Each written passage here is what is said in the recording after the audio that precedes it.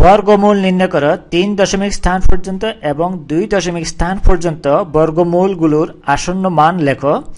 এই এখানে দুটি সংখ্যা দেওয়া আছে, একটি হচ্ছে 0.25 পুনঃপুনিক এবং আরেকটি সংখ্যা দেওয়া আছে 1.34 পুনঃপুনিক। এই এখানে দুটি সংখ্যার বর্গমূল বের করতে বলেছে এবং বলা হয়েছে যে এই 2 দশমিক স্থান পর্যন্ত আসন্ন মান বের করতে বলা হয়েছে। আবার 3 দশমিক স্থান পর্যন্ত বর্গমূলগুলির বর্গমূল নির্ণয় করতে, মানে অর্থাৎ দশমিকের পরে 3টি অঙ্ক থাকবে, তাহলে ওটা হচ্ছে কি 3 দশমিক স্থান পর্যন্ত বর্গমূল নির্ণয় করতে। আর এই বর্গমূলের যেই সংখ্যাটা পাওয়া যাবে তাহলে ওই সংখ্যাটার আসন্ন মান 2 দশমিক স্থান পর্যন্ত নির্ণয় করতে বলা হয়েছে। তাহলে আমরা যদি প্রথম সংখ্যাটা লিখি 0.25 এর বর্গমূল সমান আমরা লিখতে পারি এই রুট ওভার, এটা হচ্ছে কি রুট ওভার 0.25।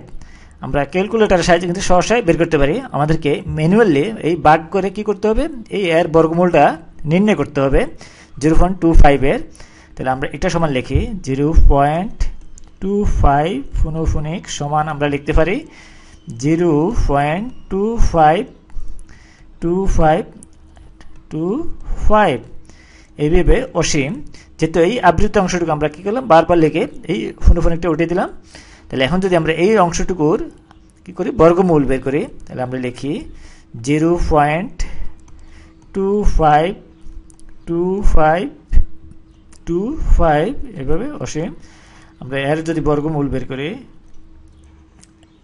তাহলে আসে, আমরা প্রথমে যদি ফেয়ার করে নিই যে দুটি করে, তাহলে এভাবে ফেয়ার করে নিলে বর্গমূল করতে সুবিধা হয়।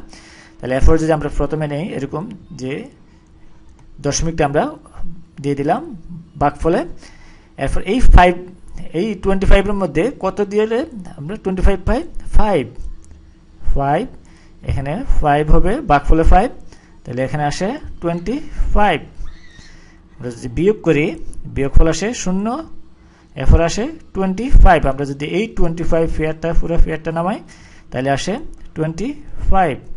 এরপর আমরা কি করতে হবে, এই 5-এর ডাবল, 5-এর ডাবল হচ্ছে 10। এরপর আমরা এই 25 এর মধ্যে একটি এই ফেয়ার নামানোর পরও কি হচ্ছে না, আমরা যদি এখানে যে কোনো একটা অঙ্ক দিই তাহলে এটা কি হবে 100 হয়ে যাবে, তাহলে এটা হবে 25। তাহলে ভাগ যাবে না, আমরা কি করব 0 দিয়ে ভাগ করব। তাহলে 0 দিয়ে কি করা, তাহলে 0 0 0 আসে। আমরা যদি বিয়োগ করি তাহলে আসে এই 25। এরপর আমরা যদি এই ফেয়ার নামাই তাহলে আসে 25।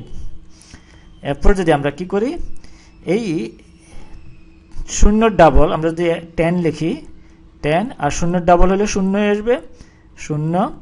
এরপর আমরা কত দিয়ে যায় 2 দিয়ে, আমরা 2 দিয়ে দিলে আসে 2000, এখানে 2 দিলে আসে 2004 এটা আসে। তাহলে এটা সমান আসে, বিয়োগ করলে আসে 125, তাহলে এটা আসে। তাহলে আমরা 3 দশমিক স্থান পর্যন্ত কি হলো বর্গমূল নির্ণয় করতে বলেছে, এখানে 3 দশমিক স্থান পর্যন্ত বর্গমূল নির্ণয় করতে বলেছে। তাহলে এখানে এই ভাগফল আমরা কি পেলাম 3 দশমিক স্থান পর্যন্ত। তাহলে সুতরাং নির্ণয় বর্গমূল হচ্ছে কত, ভাগফল বা বর্গমূল সমান আমরা লিখতে পারি 0.502। এটা এর 2 দশমিক স্থান পর্যন্ত যদি আসন্ন মান বের করি, এই 2 দশমিক পুরো 2 ঘর, এই ঘর পর্যন্ত, তাহলে এর পরের ঘরটা যদি এ হতো 6 5 6 7 8 9, এই যদি 2 যদি এই অঙ্কগুলো হতো তাহলে এর আগের সংখ্যাটা থেকে 1 যোগ করতে হতো। যদি এখানে 5 6 7 8 9 হতো এই 2 এর পরিবর্তে, তাহলে কি করতো এই 0-র জায়গায় 1 হতো, 1 যোগ করে কি হতো 1 হতো। তাহলে এটার আসন্ন মান হবে, আসন্ন মান সমান আমরা লিখতে পারি আসন্ন মান সমান আসবে 2 দশমিক স্থান পর্যন্ত, 2 দশমিক স্থান পর্যন্ত আসে 0.50, যেহেতু এই 2 5-এর থেকে ছোট তাহলে এটা কি হবে 0.52। আমরা যদি দ্বিতীয় অঙ্কটা দেখি, দ্বিতীয় অংশটা এই আবৃত দশমিকের 1.34 4, এই 4 উপর ফুনফুনিক আছে, এর বর্গমূল মূল সমান আসে, আমরা লিখতে পারি এই 1.34। তাহলে আমরা যদি ম্যানুয়ালি ভাগ করে এর বর্গমূল নির্ণয় করি তাহলে আমরা পাবো, আমরা এটা সমান লিখতে পারি 1.34, এটা সমান আসে 1.3444। এভাবে অসীমভাবে আমরা যেহেতু 4 উপরে ফুনফুনিক আমরা এভাবে লিখতে পারি। তাহলে এখন এই 1.3444 এর বর্গমূল যদি আমরা নির্ণয় করি অসীম, তাহলে আসে, আমরা দেখি প্রথমে এই 1 এর মধ্যে আমরা 1 দেই, 1, তাহলে 1 আসে 1, তারপর দশমিকটা যদি আমরা ভাগফলে দেই তাহলে আসে। এরপর আমরা কি করতে পারি, আমরা পেয়ার করে নিলে কি আসে, আমরা পেয়ার নামাতে পারবো। তাহলে এই দুটি যদি আমরা নামাই তাহলে আসে 34। তাহলে এখানে 1 এর ডাবল 2, তাহলে এরপরে এখানে কত বসাইলে আমরা আসে, আমরা 1 বসাতে পারবো। এখানে 1, তাহলে 1 দিয়ে 21কে গুণ করলে 21 আসে, তাহলে এরপর আসে 31। এরপর যদি আমরা এই পেয়ার নামাই তাহলে আসে, আমরা এখানে আরেকটি 4 দিতে হবে, তাহলে আরেকটি 4 পেয়ার করা যাবে, এখানে আরেকটি পেয়ার হবে, তাহলে আসে, আমরা যদি নামাই তাহলে 44, এখানে একটি পেয়ার। এরপর আমরা এই 21কে লিখতে পারি 2, যেহেতু 1 এর ডাবল 2 হবে, এরপর কতবার যায় 5 দিলে এখানে আমরা 5 লিখতে পারি 125 সমান, যদি আমরা ভাগ করি ভাগ আসে 125, এটা বিয়োগ করলে আসে 912।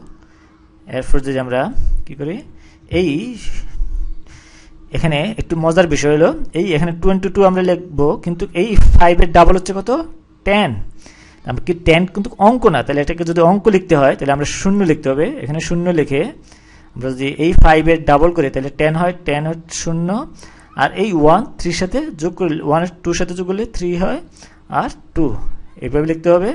কেননা এই 5 এর ডাবল করলে 10 হয়ে যায়, এটা কোনো অঙ্ক থাকে না, তাহলে সংখ্যা হয়ে যায়। তাহলে সংখ্যাকে লিখতে হলে এই 0 লিখে এরপরে এই আগের অঙ্কটার সাথে এক যোগ করে সংখ্যাটা লিখতে হবে।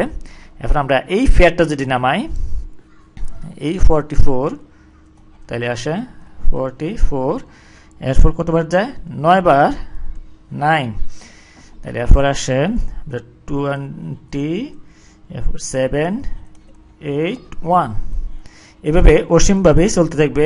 তাহলে আসে আমরা বিয়োগফল আসে 3, 6, 1, 1, তাহলে এভাবে অসীমভাবে চলতে থাকবে। আমাদেরকে বলেছে 3 দশমিক স্থান পর্যন্ত বর্গমূল নির্ণয় করা, তাহলে 3 দশমিক স্থান পর্যন্ত বর্গমূল, সুতরাং বর্গমূল সমান আমরা পেলাম 1.3159, এটা। এরপর বলেছে 2 দশমিক স্থান পর্যন্ত আসন্ন মান নির্ণয় করা, 2 দশমিক স্থান, এই 1.5 পর্যন্ত 2 দশমিক আসন্ন মান। এখানে এই 9 হচ্ছে এই 5 থেকে বড়, যদি 5 থেকে ছোট হতো তাহলে এই 5 এর সাথে 1 যোগ হতো না, যেহেতু আসন্ন মান এই 5 থেকে এই 9, 5, 6, 7, 8, 9 এগুলো থেকে বড়, ওই 5 থেকে বড় বিদায় কি করতে হবে, 5 অথবা 5 থেকে বড় হলে এর আগের সংখ্যা এই আসন্ন মানের সর্বশেষ অঙ্কের সাথে 1 যোগ করতে হবে। সুতরাং আসন্ন মান সমান আমরা লিখতে পারি, আসন্ন মান সমান আসে 1.16, তাহলে এটা হবে এই আসন্ন মান, 2 দশমিক স্থান পর্যন্ত আসন্ন মান।